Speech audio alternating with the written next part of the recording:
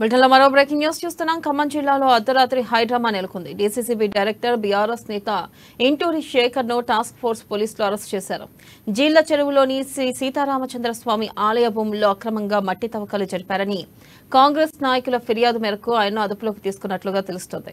అయితే ఇంటూరి శేఖర్ అరెస్టును ఖమ్మం జిల్లా బీఆర్ఎస్ నేతలు ఖండించారు. నేలకొండపల్లి పిఎస్ ఎదుట ఎమ్మెల్సీ తాతా మధు ఆందోళన చేపట్టారు. పెద్ద ఎత్తున చేపట్టిన ఈ ఆందోళనలో జిల్లాకు చెందిన బీఆర్ఎస్ నేతలు కార్యకర్తలు పాల్గొన్నారు.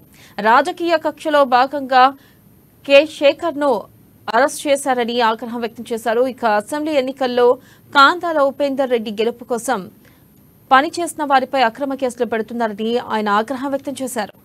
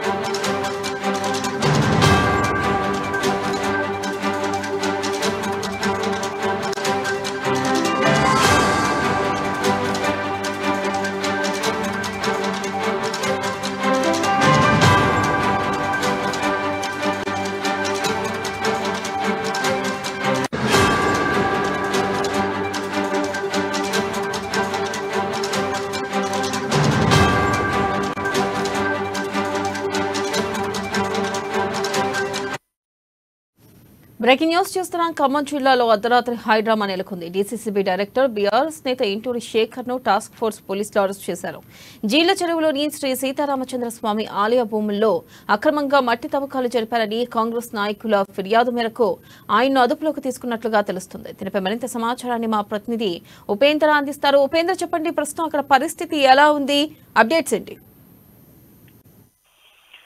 విడిలా తెల్లవారుజామున నుండి భారీ ఎత్తున బీఆర్ఎస్ శ్రేణులు ఖమ్మం నేలకొండపల్లి పోలీస్ స్టేషన్ లో ఉదయం 3 గంటల వరకు కూడా ఆందోళన చేపట్టారు.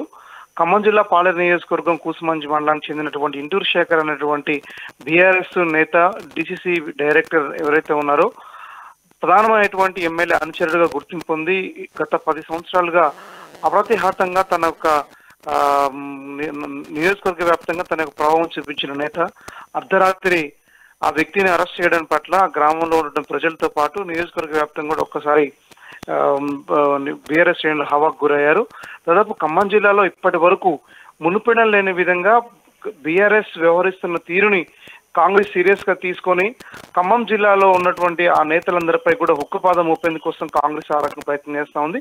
అయితే అర్ధరాత్రి కూసుమంచి మండలంలో ఉన్నటువంటి జిల్లా చెరువు ఆ పరిసరాల ప్రాంతాల్లో గతంలో ఉన్నటువంటి ఏదైతే ప్రధానమైనటువంటి ఇసుక మాఫియాగా పేరు పొంది అదే నేపథ్యంలో అటు మట్టి మాఫియాగా ఉన్నటువంటి గ్యాంగ్ ఎవరైతే ఉన్నారో ఇందులో ఇంటూరి శేఖర్కి సంబంధించి ప్రధానంగా మట్టి తవ్వకాల్లో కీలక పాత్ర పోషించి అనధికారికంగా ట్రాన్స్పోర్ట్ చేశారు. దాదాపు 4 నుంచి 10 కోట్ల వరకు అక్రమ దుర్వినియోగం పాల్పడ్డని చెప్పేసి ఇటీవల కాలంలో అక్కడ ఉన్నటువంటి నేతలు, గ్రామ ప్రజలు అనేక మంది కూడా ఫిర్యాదు చేసిన మేరకు ఈడీ కూడా ఇన్వెస్టిగేషన్ చేసినటువంటి మేరకు అక్కడ దేవాదాయ శాఖ ఇచ్చిన ఫిర్యాదు మేరకు ఖమ్మం జిల్లాలో సిపి ఆ సంబంధించిన పోలీస్ డిపార్ట్మెంట్ కూడా పూర్తి విచారణ జరిపి ఆ వ్యక్తిని అదుపులోకి తీసుకుని విచారణ జరిపేందుకోసం కూడా అర్ధరాత్రి అరెస్ట్ చేసిన సందర్భంలో ప్రస్తుతం అక్కడ పెను సంచలనంగా మారింది.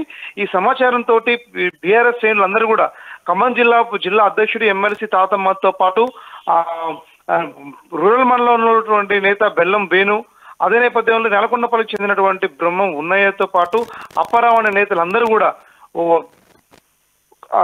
నెలకొండపల్లి పోలీస్ స్టేషన్ కి వెళ్లి స్టేషన్ లో ఉన్నటువంటి సీఏతో వాగ్వివాదానికి అర్ధరాత్రి దిగారు. దాని పట్ల ఎటువంటి అరెస్ట్ వారెంట్ నోటీసు లేకోకుండా ఎట్లా అరెస్ట్ చేస్తారని చెప్పేసి కూడా తీవ్ర స్థాయిలో ఆ సీఐపై పోలీసు అధికారులపై ఎమ్మెల్సీ తాతమ్మదు ఆగ్రహం వ్యక్తం చేశారు. సరైన స్పందన లేకపోవడంతో అక్కడ ఉన్నటువంటి బీఆర్ఎస్ శ్రేణులు అర్ధరాత్రి తెల్లవారుజామున 3 గంటల వరకు కూడా భారీ ఆందోళన చేపట్టి వెంటనే తమ నేత విడుదల చేయాలని చెప్పేసి అరెస్ట్ వారెంట్ లేకుండా అర్ధరాత్రి అరెస్ట్ చేయడానికి కూడా తీవ్ర స్థాయిలో మండిపడ్డ నేపథ్యం కూడా ఖమ్మంలో కనబడుతూ ఉంది. అదే నేపథ్యంలో ఇదే గతంలో బీఆర్ఎస్ నేత నాగరాజుని భూ కబ్జా విషయంలో అరెస్ట్ చేసినటువంటి నేపథ్యంలో సంచలనంగా మారిన అరెస్టు, ఆ తర్వాత ప్రస్తుతం కింటూరు శేఖర్ అరెస్ట్ చేయడం పట్ల కూడా నెక్స్ట్ ఎవరిని అరెస్ట్ చేస్తారు అనేటువంటి అంశాల గురించి కూడా పూర్తి స్థాయిలో ఇంకా ఇప్పుడు ఉన్నటువంటి అక్రమాలకు పాల్పడిన వ్యక్తులు భూ కబ్జాదారులందరూ కూడా భయభ్రాంతులకు గురవుతా ఉన్నారు. ప్రధానంగా ఉన్నటువంటి ఈ సమస్యలు కాంగ్రెస్ పార్టీ అధికారంలోకి వచ్చిన తర్వాత అక్రమాలకు ఆరోపణలు ఎదుర్కొన్నటువంటి నేతలు ఎవరైతే ఉన్నారో వీళ్ళందరూ కూడా వన్ బై వన్ చెక్ పెడుతూ ప్రస్తుతం వాళ్ళందరినీ కూడా పూర్తి స్థాయిలో అరెస్ట్ చేసి విచారణ జరిపించి కూడా రిమాండ్కి తరలించేందుకోసం కూడా ఆ రకంగా ప్రయత్నం చేస్తా ఉన్నారు. కొద్ది రోజుల్లో కింటూరు శేఖర్ ఆస్ట్రేలియా తన పిల్లల వద్దకు వెళ్ళాలి అని చెప్పేసి అనేటువంటిది కూడా కొంత ఆలోచన చేసి ఇటీవల కాలంలో వీసా కూడా అప్లై చేసినట్టుగా సమాచారం ఉంది. త్వరలో ఆస్ట్రేలియాకి వెళ్ళిపోయేటువంటి పరిణామాలు సమయం తెలుసుకున్నటువంటి వివరాలు తెలుసుకున్నటువంటి పోలీసులు వెంటనే అర్ధరాత్రి అరెస్ట్ చేయడం పట్ల కూడా ప్రస్తుతం ఉన్నటువంటి కొద్దిమంది బీఆర్ఎస్ శ్రేణులు కూడా పోలీసులపై ఆగ్రహం వ్యక్తం చేస్తారు. ప్రభుత్వ తీరుపై కూడా కొంత అసంతృప్తి వ్యక్తం చేస్తా ఉన్నారు. ఏదేమైనా సరే ఈ సమీకరణలు కొంత కబ్జాదారుని భయభ్రాంతులకు గురి చేసే విధంగా ముందుకెళ్తున్నాయని చెప్పేసి కూడా చెప్పుకోవచ్చు. Vanilla right Upender, thank you.